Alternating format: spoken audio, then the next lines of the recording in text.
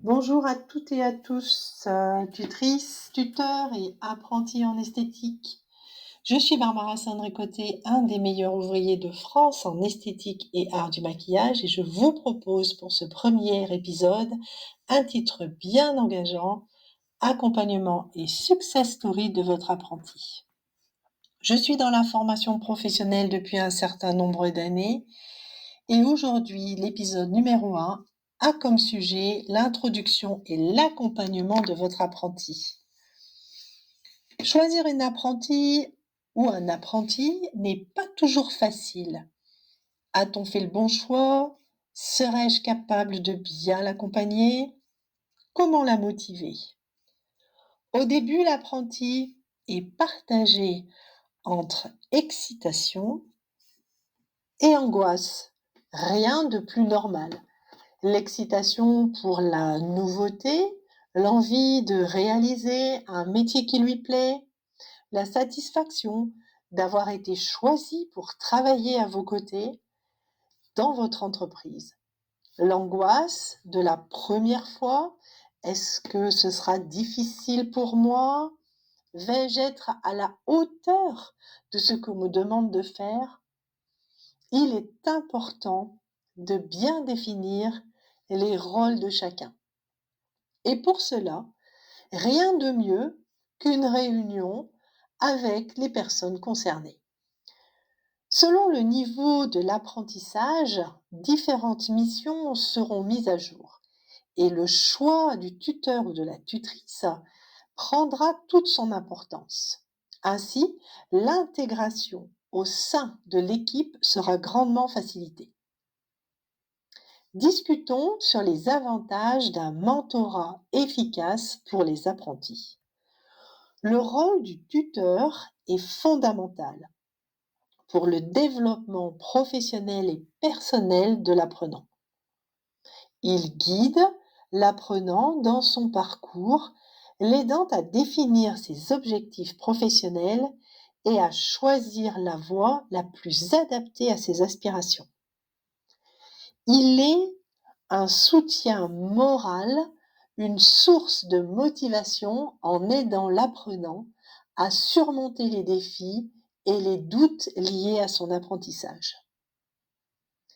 Le tuteur enseigne les techniques spécifiques liées à l'esthétique, aux cosmétiques et à la parfumerie en offrant des démonstrations pratiques et un encadrement lors des sessions de travail. Il évalue régulièrement les compétences techniques de l'apprenant et fournit des retours constructifs pour l'aider à s'améliorer. Il élabore un plan de formation personnalisé qui couvre les différents aspects du métier en tenant compte des forces et des faiblesses de l'apprenant. Il surveille les progrès de l'apprenant et ajuste le plan de formation en fonction de ses besoins et de son rythme d'apprentissage.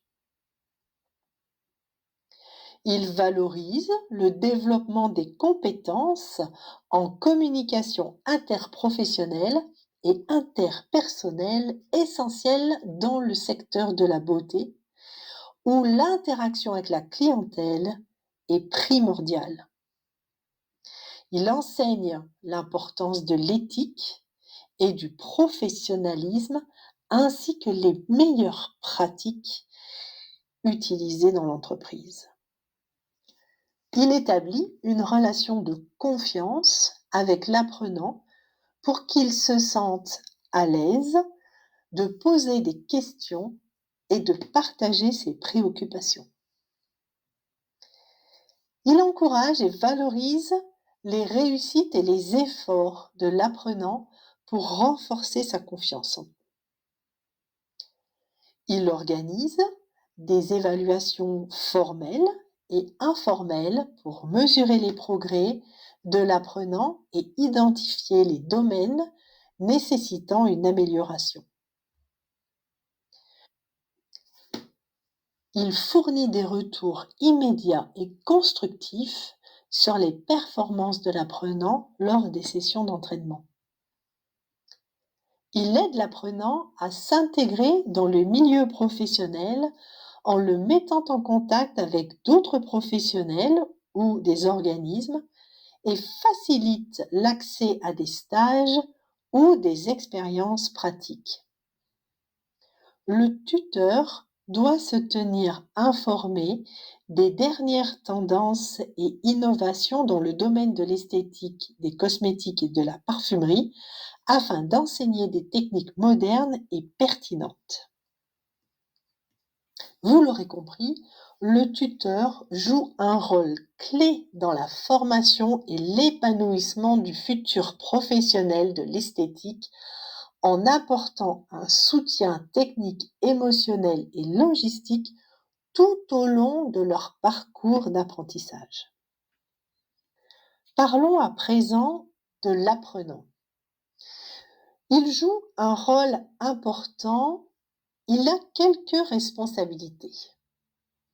L'apprenant suit une formation en alternance, ce qui lui permet d'apprendre des techniques esthétiques tout en travaillant en milieu professionnel. Il peut être impliqué dans la réalisation de divers soins esthétiques, tels que les soins visage, les soins corps, les épilations, les manucuries et parfois même le maquillage. Il doit être capable de conseiller les clients sur les soins les plus adaptés en fonction de leur type de peau, de leurs préférences et de leurs besoins spécifiques. Il est souvent responsable de la propreté et de l'organisation de l'espace de travail, y compris le matériel et les produits utilisés. Il apprend à utiliser et à connaître les divers produits cosmétiques ainsi que leurs bienfaits et leurs indications. Travaillant au contact de la clientèle, il développe des compétences en communication et en relations clients essentielles dans ce secteur. Il doit se familiariser avec les normes d'hygiène et de sécurité en vigueur dans le domaine de l'esthétique afin d'assurer la sécurité des clients et la qualité des services. Il participe également au suivi des clients, à la prise de rendez-vous et peut être impliqué dans des actions commerciales pour fidéliser la clientèle. Ce rôle est fondamental pour sa formation et son développement professionnel. Pour l'apprenti, si c'est une première fois, il sera donc partagé entre excitation et angoisse. D'où l'importance de l'accueil. Comment accueillir votre apprenti? Si ce n'est pas une grande première pour votre apprenti, attention à la routine, à l'excès de confiance. Il faut bien définir les rôles de chacun. Pour l'équipe, le questionnement sur l'accompagnement de l'apprenti est important. Quel contenu pour quel apprentissage? L'intégration au sein d'une équipe. Quel tuteur pour quel apprenti? Pour quelles compétences? En définissant le rôle de chacun, on participe au développement professionnel. Mais ça s'apprend. La formation, ce n'est pas évident. Je vous propose des modules courts, concrets, applicables immédiatement. Soyez les conseillers bienveillants de votre apprenti. N'hésitez pas en commentaire à me faire vos retours d'expérience. C'est toujours enrichissant pour moi de connaître comment vous avez vécu vous-même en tant qu'apprenti votre première journée, vos premières semaines, vos premiers pas dans l'apprentissage. Et pour les tuteurs, comment ça s'est passé? Quelles difficultés vous avez rencontrées? Et comment vous avez géré ces situations? Si cela vous intéresse, pour mon Prochain épisode, je vais vous parler de la formation en elle-même. Comment lire un référentiel en fonction des différents niveaux? Qu'est-ce qu'on attend de vous en tant que tutrice? Comment organiser votre plan de formation pour votre apprenti? Quels outils vous pouvez utiliser pour améliorer ses performances?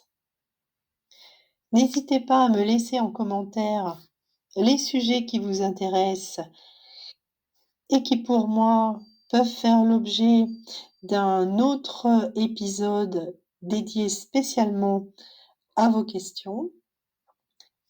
Laissez votre prénom et votre mail en commentaire pour que je puisse vous répondre. À très bientôt!